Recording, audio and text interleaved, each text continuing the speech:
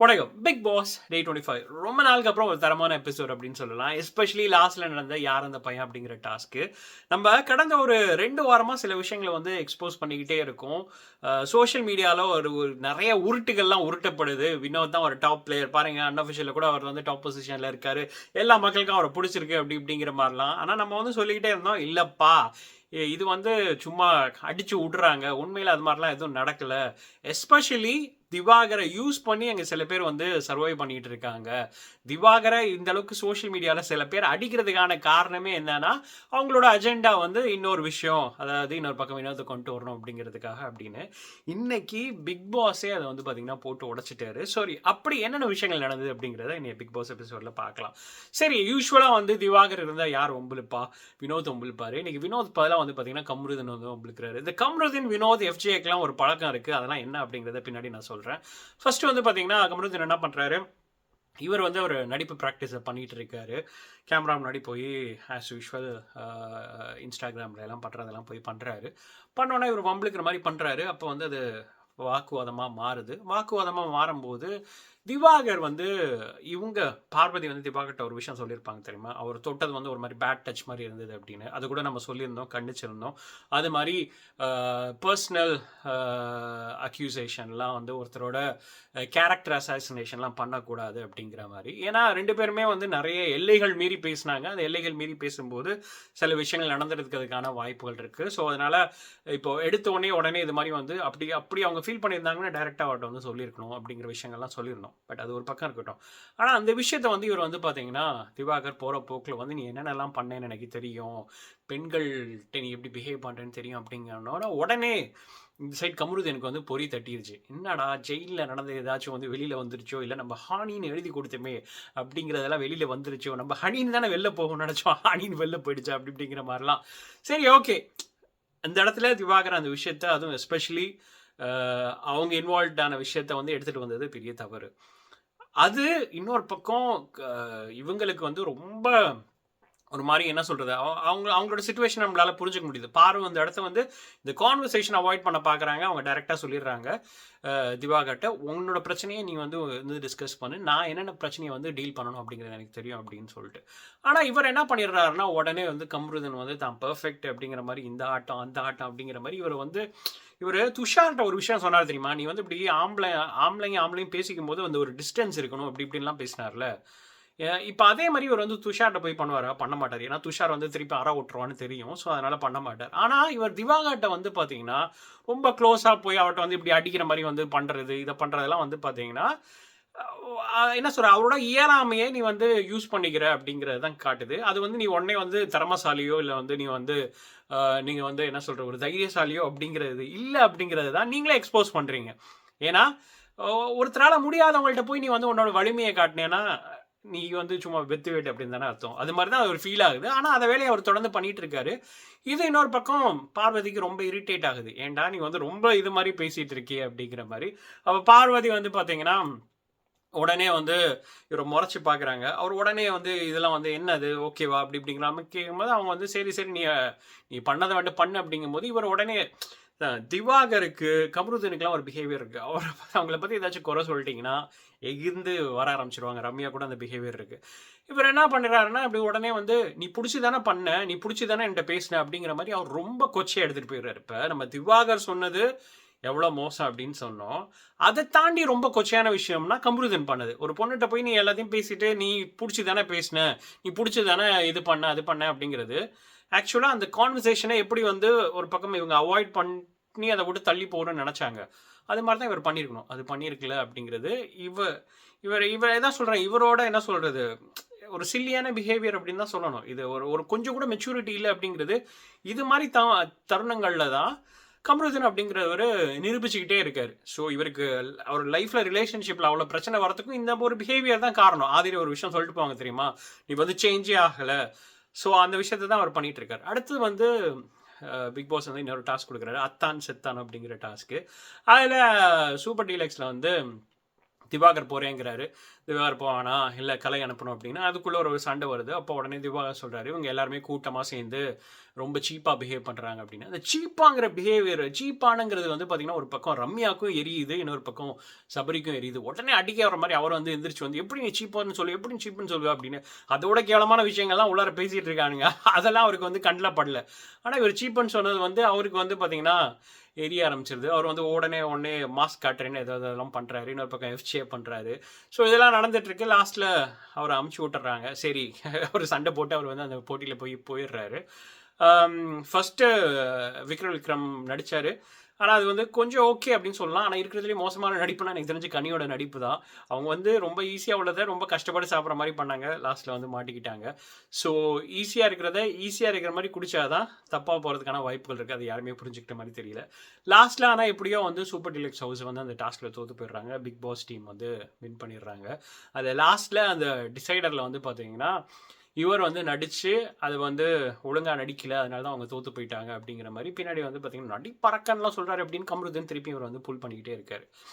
ஆனால் ஆக்சுவலாக கம்பேரிட்டிவ்லி அவர் நடிப்பு ஓகே தான் இருந்தது. அவர் சொன்ன பாயிண்ட் கூட கரெக்டாக இருந்தது. எல்லாருமே முதல்ல ஓவர் ஆக்ட் பண்ணாங்க. நான் ஓவர் ஆக்ட் பண்ணக்கூடாது அப்படிங்கிறதுக்காக நான் பண்ணேன். லாஸ்ட்டில் நானே தோற்றதுக்கு காரணம் இப்போ சொல்ல ஆரம்பிச்சிட்டாங்க அப்படின்னு சொல்லிட்டு. அடுத்து வந்து பார்த்தீங்கன்னா நம்ம ஏற்கனவே சொன்ன மாதிரி யார் அந்த பையன் அப்படிங்கிற டாஸ்க் நடக்குது. அதில் விக்ரம் வர்றாரு. விக்ரமுக்கு வந்தது என்னென்னா இவங்களுக்கு வந்து பேமெண்ட்லாம் வேஸ்ட்டு, பஸ் டிக்கெட் மட்டும் காசு கொடுத்தா போதும், அதாவது அவங்க ஒன்றுமே உள்ளார வந்து பண்ணலை, கொடுத்த காசுக்கு வேலை பார்க்கல அப்படின்னு. அதுக்கு வந்து அவர் வந்து பார்த்தீங்கன்னா வேறு மாதிரி அதை எடுத்துகிட்டு போயிட்டார். அதாவது கொஞ்சம் கொடுத்தா அவங்களை அதிகம் மேலே வேலை பார்க்குறாங்க அப்படிங்கிற மாதிரி. ஒரு பக்கம் பிரவீனை சொல்கிறாரு, ஹெமியை சொல்கிறாரு, அதுக்கப்புறம் இன்னொரு ஆள் சபரியை சொல்கிறார். இவங்கெல்லாம் வந்து ரொம்ப ஓவராக கொடுத்த காசுக்கு மேலே வேலை பார்க்குறாங்க அப்படிங்கும்போது பிக் பாஸ் சொல்கிறாரு இல்லை நீங்கள் தப்பான மீனிங்கில் புரிஞ்சிருக்கீங்க, இதை வந்து நான் வேறு மாதிரி சொல்கிறேன், இது வந்து நெகட்டிவாக சொல்கிறேன் அப்படிங்கும்போது இவருக்கு வந்து சொல்ல மாட்டேங்கிறாரு. ஏன்னா இவங்களுக்குலாம் என்னென்னா ஒருத்தவங்களோட அப்படியே ரொம்ப க்ளோஸாக இது பண்ணிட்டாங்க. ஸோ இன்னைக்கு முக்காசி சொன்ன மாதிரி யாருன்னு பார்த்தீங்கன்னா திவாகரை சொன்னாங்க, இன்னொரு பக்கம் பார்வதி சொன்னாங்க. ஏன்னா வேறு இடத்துல எல்லாம் சொன்னால் ஐயோ அவங்களாம் ஓட் பண்ணி நாமினேட் பண்ணி இல்லைனா வந்து ரெகுலராக நம்ம வந்து டெய்லி புழங்கிக்க முடியாது அப்படிங்கிற மாதிரி எல்லாருமே வந்து சேஃப் கேம் விளாட்றாங்க.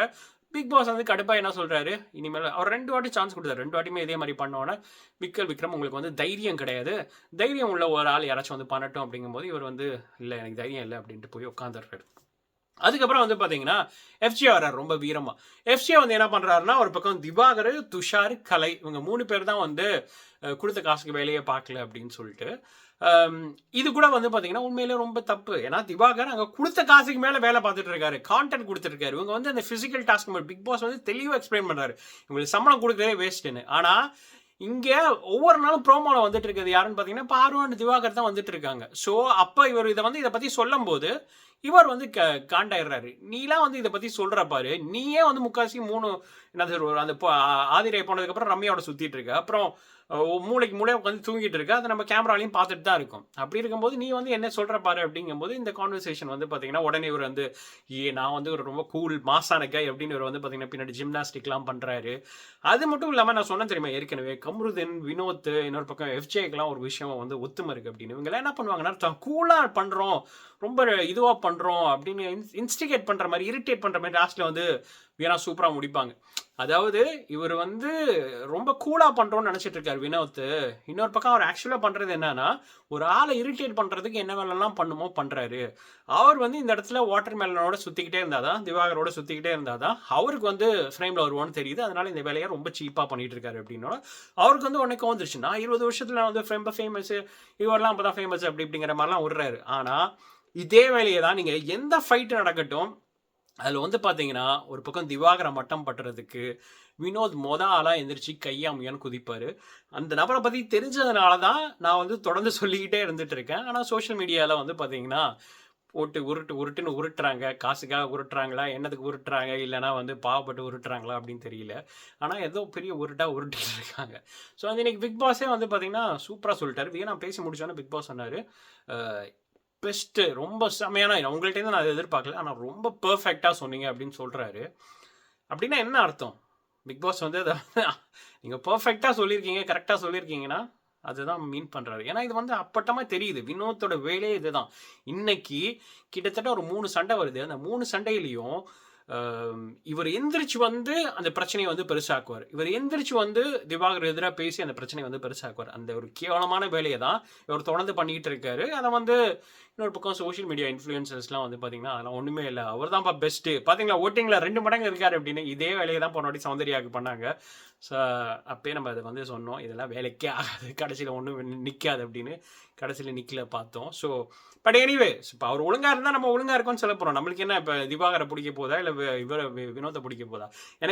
எனக்குள்ள கான்ஃப்ளிக்ட் என்னன்னா, அங்கே முக்காவாசி பேர் இல்லை சோஷியல் மீடியாவில் முக்காவாசி பேர் திவாகர் வெளியில் எப்படி இருந்தாரோ அதே கண்ணோட்டத்தோட உள்ளார பார்த்துட்டு இருக்காங்க. இன்னைக்கு யோசிச்சு பாருங்க, இன்னைக்கு அவ்வளோ பேரும் மொத்தமாக எவ்வளோ பேர் கேங்காக விளாட்றாங்க அப்படின்னு எக்ஸ்போஸ் ஆனாங்க. எஃப்ஜே வந்து ஆகட்டும், இன்னொரு பக்கம் வந்து சபரி ஆகட்டும், கனி ஆகட்டும், எல்லாருமே எக்ஸ்போஸ் ஆனாங்க. தைரியமாக நின்று 3 பேர் தான் பேசினாங்க. யார் பேசினாங்க? ஒரு பக்கம் வியனா பேசினாங்க, இன்னொரு பக்கம் பாரு பேசினாங்க, இன்னொரு பக்கம் திவாகர் பேசினார். திவாகர் நிறைய இடங்கள்ல அவ்வளோ பேர் எதிர்த்து நின்று கத்திட்டு இருந்தாலும் அந்த மனுஷன் நின்று அவன் சொல்ல வேண்டிய பாயிண்ட்டை சொல்லிக்கிட்டே இருந்தாங்க. அங்கே உள்ள ஒருத்தர் கூட தைரியம் இல்லை பேசுறதுக்கு, திருப்பி வந்து பாயிண்ட் எடுத்து வைக்கிறதுக்கு தைரியம் இல்லை. அவங்க டீமில் உள்ள ஒரு ஆளானாச்சும் வந்து நெகட்டிவாக ஏதாச்சும் சொன்னாங்களான்னு பார்த்தீங்களா? சொல்லலை, யாருமே சொல்லலை. லாஸ்ட்டில் வந்து பார்த்தீங்கன்னா ஒரு விஷயத்தில் சொல்கிறாங்க, ரம்யா வந்து சொல்கிறாங்க, திவாகர்லாம் வந்து படுத்து தூங்கிட்டு இருக்காரு அப்படின்னு. ஆக்சுவலாக இந்த அம்மா தான் படுத்து தூங்கிட்டு இருக்கு. இந்த அம்மா பேசி கொஞ்சம் எப்படி சுண்டி விட்டு பேச விட்டோன்னு வச்சுக்கோங்களேன், வாயில் கண்ணாப்புடான்னு வார்த்தைகள் வருது. திவாகர் வந்து தராதரம்னு ஒரு வார்த்தையை சொன்னார் அப்படின்னு சொல்கிறாங்க. அந்த பொண்ணுக்கிட்ட ரம்யாட்ட ஏதாச்சும் நீங்கள் போய் சண்டை போட்டிங்கன்னா உடனே அடுத்த நிமிஷம் வந்து ஒருமையில் பேசுகிறாங்க. ஒருமையில் பேசுகிறவங்கள்ட்ட அப்படி தான் உன்னோட தகுதியாக, இப்போ சாக்கடையில் கல்லை தூக்கி போட்டேன்னா அந்த சாக்கடை வந்து தண்ணி ஓம்படை தான் அடிக்கும் அப்படிங்கிற மாதிரி அவங்கள்ட்ட பேசினாவே இது மாதிரி.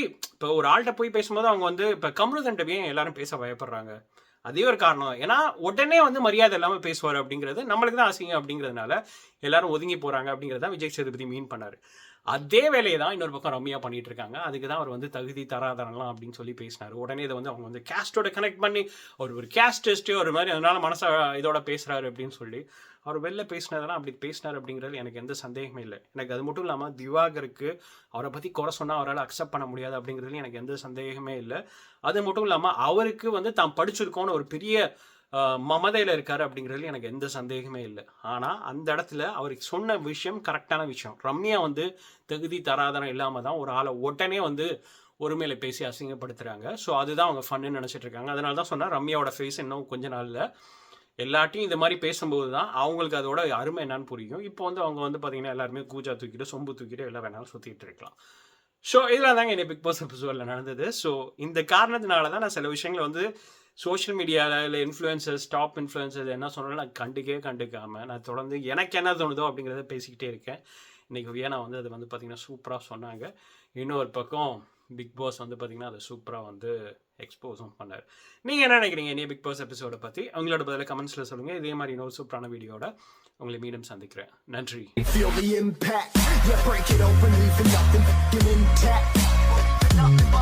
Hey yo, you've been hacked. This safe hard in, but I found it, homie.